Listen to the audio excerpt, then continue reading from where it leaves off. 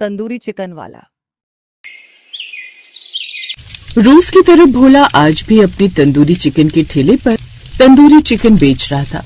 उसने रोज की तरह आज भी अपना तंदूरी चिकन बनाया और आवाज लगाने लगा, आओ आओ भाइयों आओ और तंदूरी चिकन खाओ। स्वादिष्ट गर्मा गर्म तंदूर से भुना हुआ चिकन, तंदूरी चिकन। भोला आवाज लगाकर अपने ग्राहकों को बुला रहा था। तभी कुछ लोग भोला की आवाज सुनकर वहां आते। भोला के तंदूरी चिकन की खुशबू सुनकर एक ग्राहक भोला से कहता है, लाओ लाओ भोला भैया, मुझे भी एक प्लेट तंदूरी चिकन खिला दो। अरे जिस दिन सोचता हूँ कि आज चिकन ना खाऊं, उसी दिन तुम्हारे ये तंदूरी चिकन की खुशबू मुझे अपने पास खींच लाती है और तुम्हारी ये चिकन चीख चीख कर कहती है कि मुझे खाओ मुझे खाओ। हाँ हाँ मन्नू भैया, क्यों नहीं। अब हंसते हुए भोला उसको तंदूरी चिकन लगाता है और मन्नू तंदूरी चिकन खाकर भोला की तारीफ करते हुए कहता है, अरे वाह भोला भैया, आपने तो हमेशा की तरह बहुत ही स्वादिष्ट तंदूरी चिकन बनाया है। मजा ही आ गया खाकर। मन तो कर रहा है इस चिकन के साथ आपके हाथों को भी चबा जाऊं, लेकिन अगर मैंने आपको मेरा मतलब है आपके हाथों को खा लिया तो आप ये तंदूरी चिकन कैसे बनाओगे। मन्नू की बातें सुनकर भोला जोर जोर से हंसने लगता है। कुछ ही देर में मन्नू तंदूरी चिकन खाकर वहाँ से चला जाता है और अब भोला को तंदूरी चिकन बेचते हुए दोपहर हो जाती है। कुछ देर में भोला की पत्नी शोभा और उसकी बेटी खुशी भोला का खाना लेकर आते हैं। भोला की पत्नी कहती है, अब थोड़ी देर मैं आपका स्टॉल देख लेती हूँ, तब तक आप खाना खा लीजिए। हाँ पिताजी, मैं भी मम्मी की तंदूरी चिकन बेचने में मदद करती हूँ।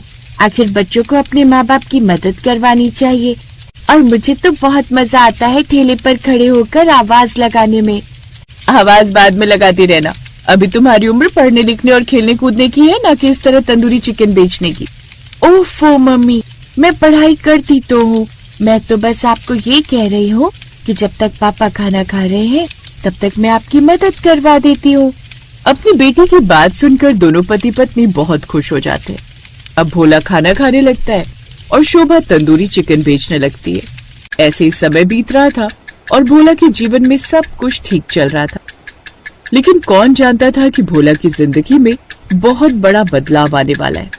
ऐसे एक दिन जब भोला अपनी तंदूरी चिकन का ठेला लगाता है तो देखता है कि सामने एक और आदमी ने तंदूरी चिकन का ठेला लगा लिया है। ये देखकर भोला अपने आप से कहता है, अरे ये क्या, आज तक तो गांव में मैं अकेले ही तंदूरी चिकन बेचता था, लेकिन लगता है किसी और ने भी तंदूरी चिकन का ठेला लगा लिया। चलो कोई बात नहीं, भगवान सबके हिस्से की रोजी उसे देता है। भोला कुछ ज्यादा ही भोला था। अब उसको तंदूरी चिकन बेचते बेचते दोपहर हो गई थी, लेकिन बहुत सारे ग्राहक भोला के ठेले पर न जाकर सामने वाले के ठेले पर जा रहे थे, जिसे देख भोला थोड़ा हैरान होता है और खुद से बोलता है, बड़ी अजीब बात है, जब से सामने नया ठेला खुला है तब से ग्राहक मेरी दुकान पर न आकर उसकी दुकान पर जा रहे हैं। कहीं ऐसा तो नहीं कि वो मेरे से ज्यादा टेस्टी तंदूरी चिकन बना रहा है। भोला खुद से ये बात बोल ही रहा था कि तभी वहाँ कृष्ण नाम का एक लड़का आता है और भोला से कहता है, बोला भैया मुझे भी एक प्लेट तंदूरी चिकन चाहिए, लेकिन इस बार मैं आपको 200 रुपए किलो के दाम नहीं दूंगा। ठीक है तो मैं तुम्हें 180 रुपए किलो लगा दूंगा। अरे भोला भैया, वो दिन चले गए जब हम आपकी दुकान से 200 रुपए का तंदूरी चिकन खरीदते थे। ये तुम कैसी बात कर रहे हो भैया। अरे जितने की लागत लगेगी मैं उतने में ही तो तंदूरी चिकन बेचूंगा ना। सामने जो शंभू भैया ने तंदूरी चिकन का ठेला लगाया ना, वो तो 100 रुपए किलो तंदूरी चिकन दे रहे हैं और कभी कभी तो 80 रुपए किलो में भी दे देते हैं। वो इतने कम में हमें तंदूरी चिकन दे रहे हैं तो भला हम आपके पास इतना महंगा तंदूरी चिकन क्यों खरीदेंगे। और रही लागत की बात, अरे जितनी लागत आपकी लग रही है उतनी शंभू भैया की भी लग रही होगी। आप बड़े महंगे हैं भैया, इसीलिए आप तो रहने दीजिए, मैं उन्हीं के ठेले से ले ले। इतना बोलकर किशन शंभू के ठेले पर चला जाता है और वहीं से चिकन खरीद लेता है। धीरे धीरे भोला के ठेले पर लोगों ने आना बिल्कुल बंद कर दिया था। ये देख भोला बहुत परेशान होता है। ऐसे ही एक दिन भोला शंभू के ठेले पर जाता है और कहता है, शंभू भैया मुझे आपसे एक बात जाननी है कि आप इतना सस्ता तंदूरी चिकन कैसे बेचते हैं। जिस रेट में आप अपना तंदूरी चिकन बेच रहे हैं उस रेट में तो हमें चिकन भी नहीं मिलता, फिर आपको इतना सस्ता चिकन बेचने में क्या मुनाफा होता है। भैया मैं जहाँ से चिकन लाता हूँ वो बहुत ही सस्ते में चिकन देता है। अच्छा अगर ऐसा है तो वो दुकान मुझे भी बता दीजिए, मैं भी वहाँ से चिकन ले आया करूंगा और फिर सस्ते में तंदूरी चिकन बेचा करूंगा।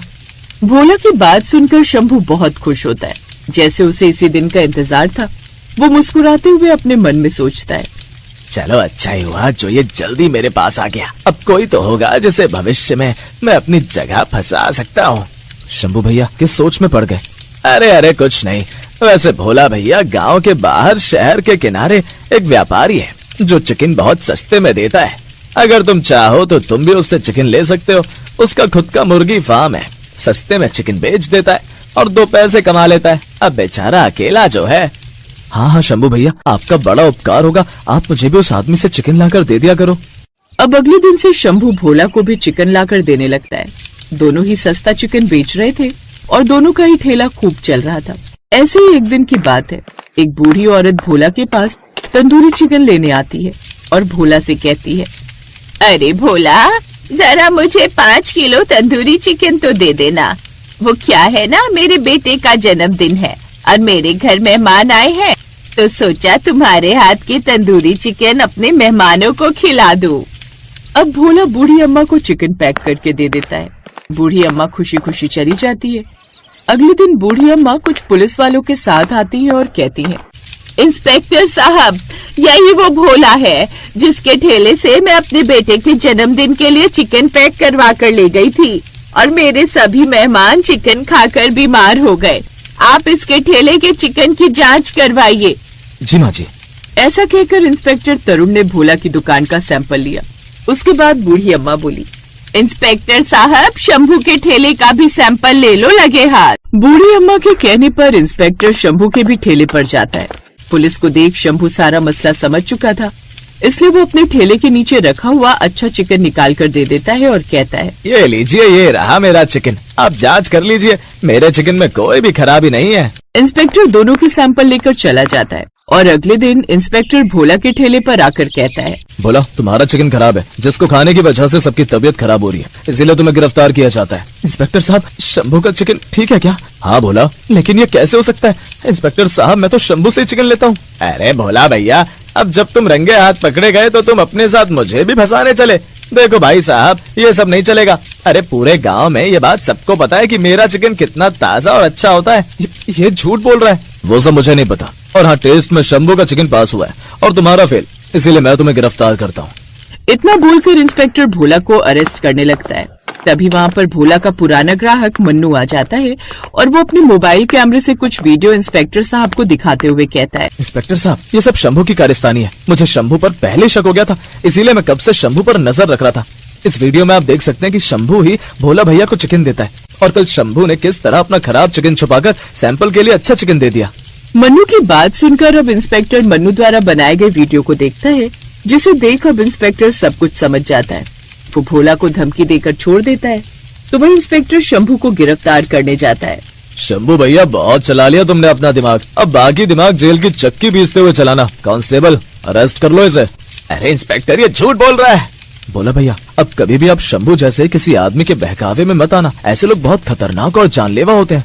हाँ मन्नू, तू सही कह रहा है। वैसे तेरा बहुत बहुत शुक्रिया, मैं लालच में आ गया था, लेकिन मैं अब कभी लालच नहीं करूंगा और ईमानदारी से अपना काम करूंगा, क्योंकि आज के सबक में मुझे ये सिखा दिया है कि लालच करना बहुत बुरी बला है। और इस तरह भोला फिर से अपनी तंदूरी चिकन का ठेला लगाने लगता है।